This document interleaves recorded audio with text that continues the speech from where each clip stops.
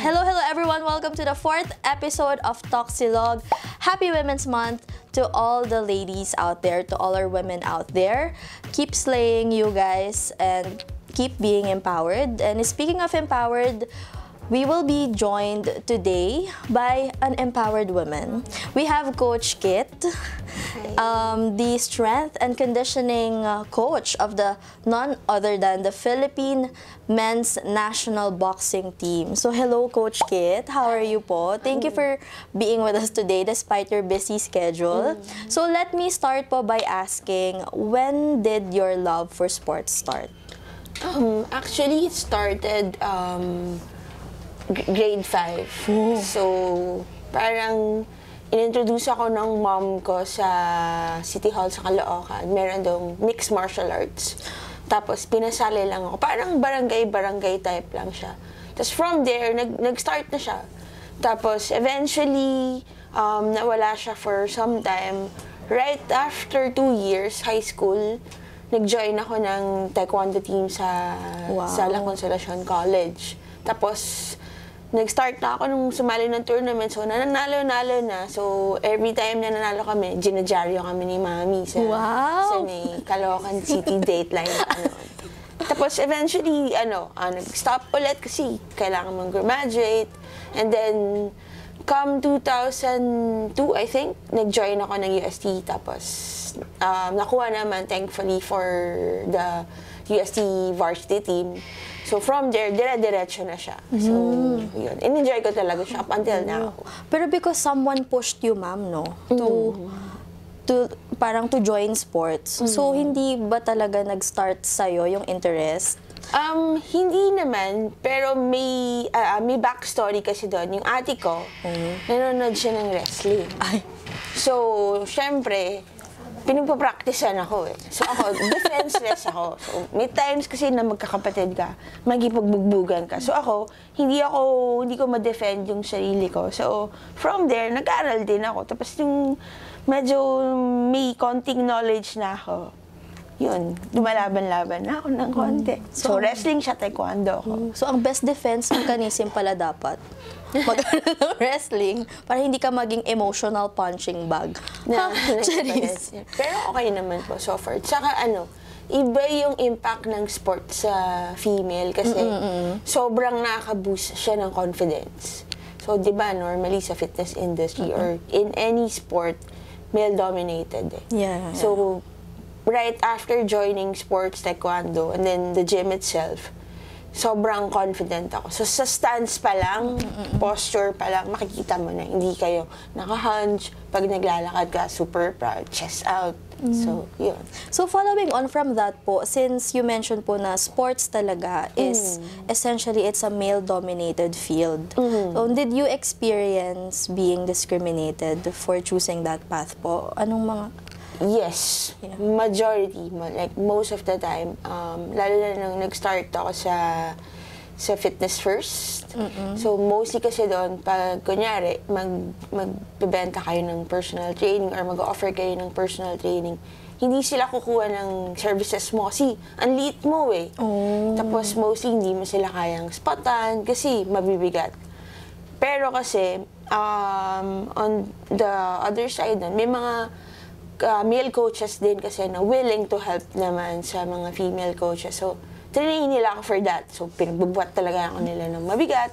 So, kaya medyo lumaki-laki. So, moving forward, yun, may mga nag-avail ng personal training sa. So, parang they tried to intimidate you by their build na dapat kasi, no, usually yung image natin ng strong man or a woman is by their build. But it's not true kasi pwede ka pa rin maging strong kahit wala siya sa appearance, guys. So, nasa training. Katulad ni Coach Kit, parang nag-build on ka po kasi doon sa pagka-love mo sa sports. Hanggang sa naging career mo na siya. So, what it's like doing what you love for a living? It's like not working at all. Yeah. So, parang gigising ka, hindi yung, ay, trabaho na naman, maliligo ka. No. It's parang, nung nag-start ako sa Philippine boxing team last year, so as early as 6, kailangan nandun ka na. Kasi bawal ka malate eh. Kasi elite athletes yun eh.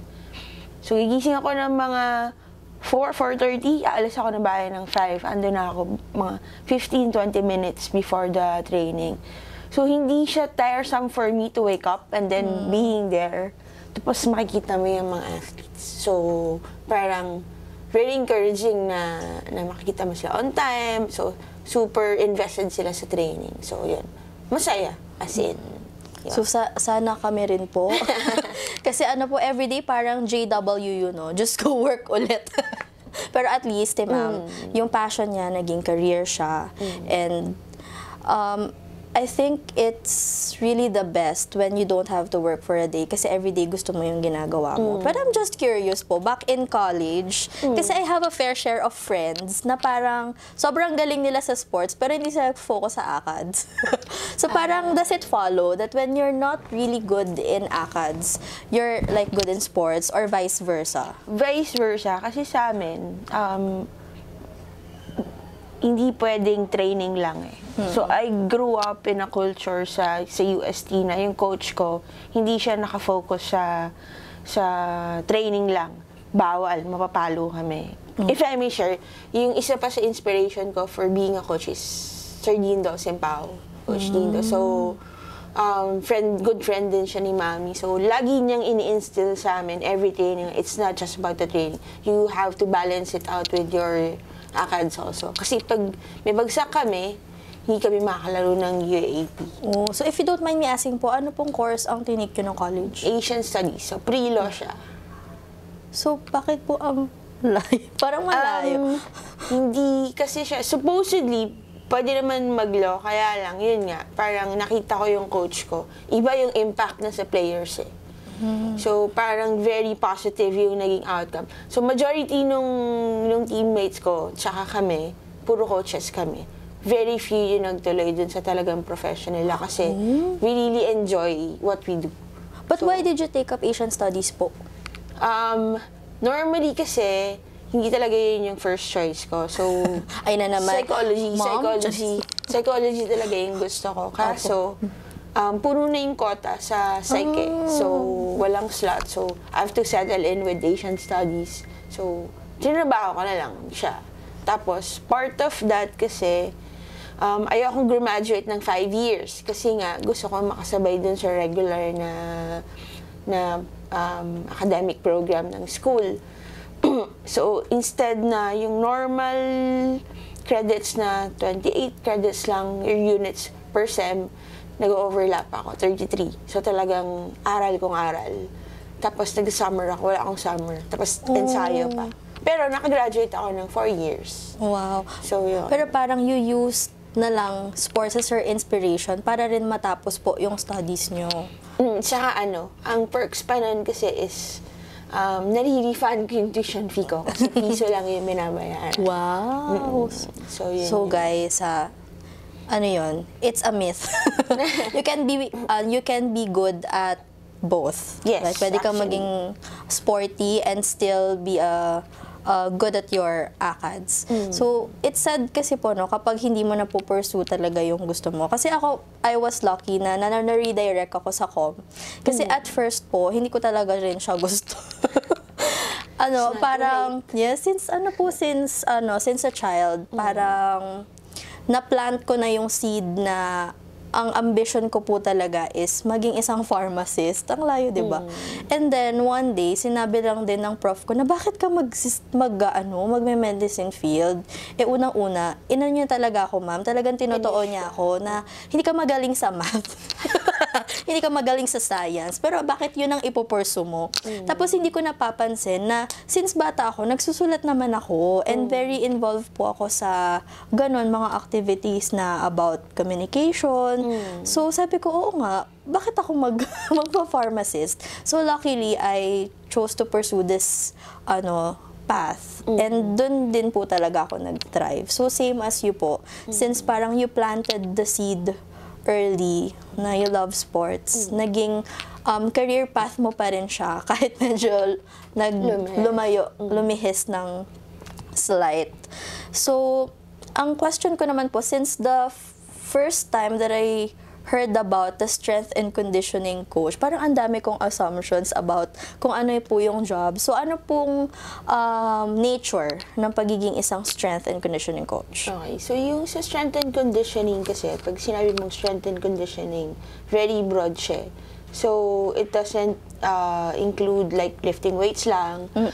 It involves yung functionality ng movement. So, sa sports kasi, parang akala nila puro technical or skill-specific training.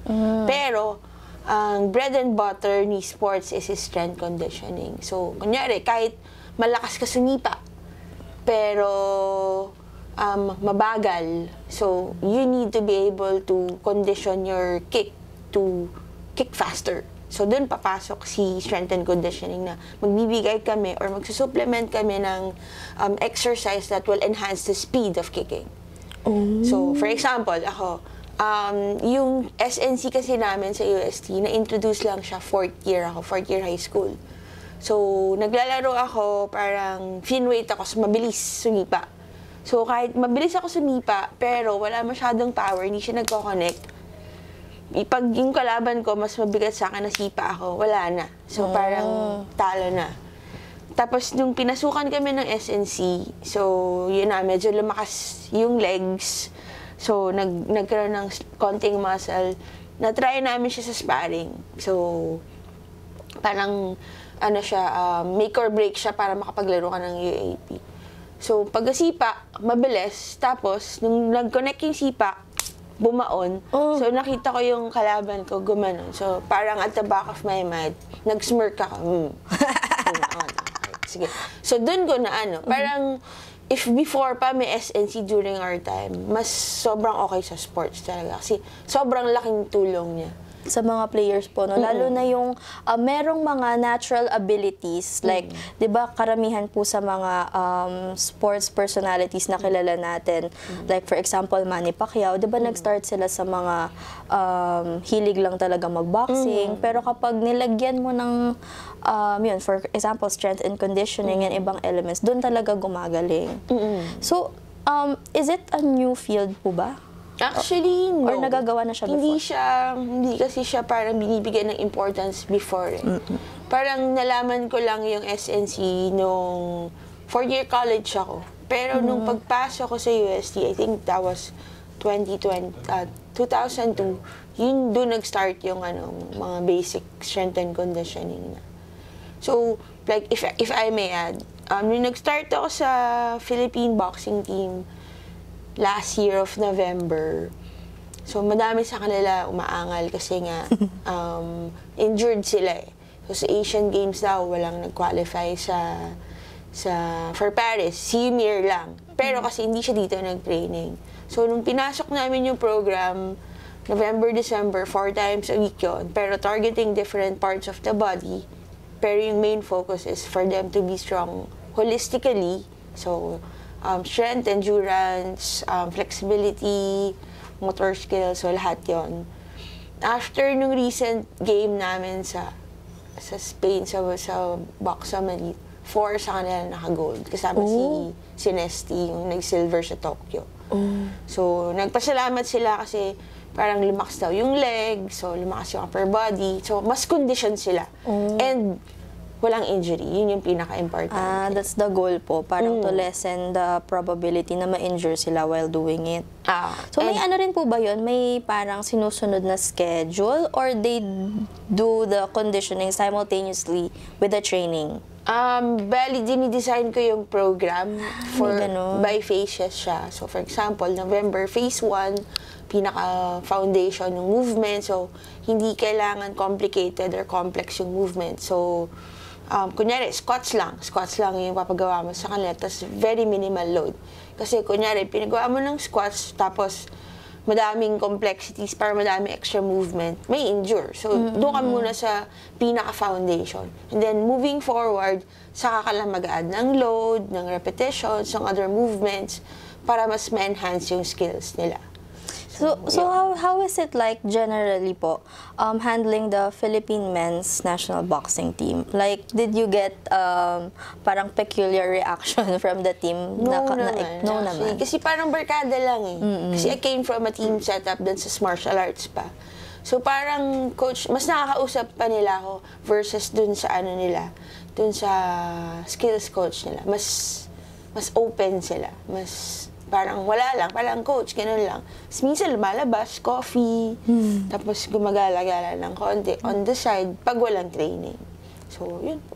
So, you're very well attuned to them. Wala naman po silang mga reaction na kayo yung coach. Wala. At saka mas comfortable sila sa female coach kasi talaga? ang Bakit po? advantage ng female coach, sorry guys, sa male coaches kasi is mas nakukuha namin yung loob. Mas parang yung sincerity while talking to them. Kasi yung iba, minsan, to the point na naging psychologist na kami. On the side, naglalabas ng emotions, ng side. Kasi very strict yung coaches nila. So, very aggressive po. Oo. So, sa amin nagko-console, sa amin nagkwento-kwento love life, yung mga career. Pwede sila mag-love life, coach? Meron sila on the side, pero Yung yun iba nga. kasi pinagbabawal, di ba?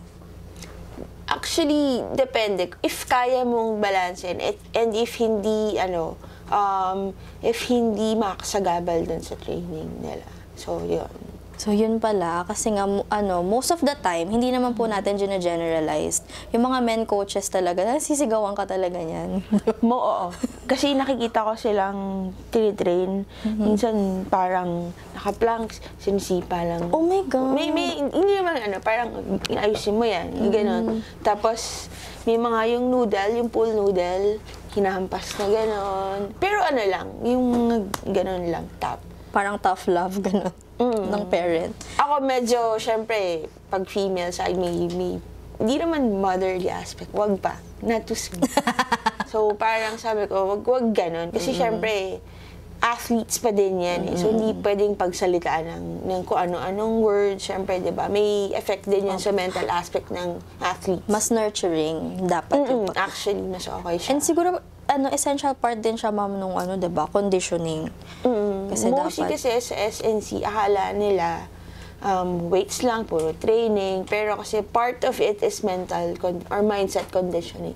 So kahit gaano kaganda yung training program mo, kahit gaano ka kalakas, kahit gaano ka well-rested, if hindi okay yung mindset mo or yung mental conditioning mo, useless eh. So, number one, aside from the SNCs, kailangan may right mindset ka for you to perform, for you to deliver. So, yun po. So, ito po medyo naman siya. Controversial. Hindi naman siya controversial.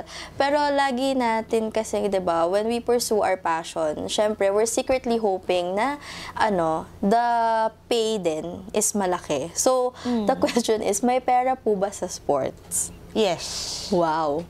May pera sa sports, guys. If you, for example, sa sports or dun sa SNC specific? Just, general lang na pursuing sports as a career.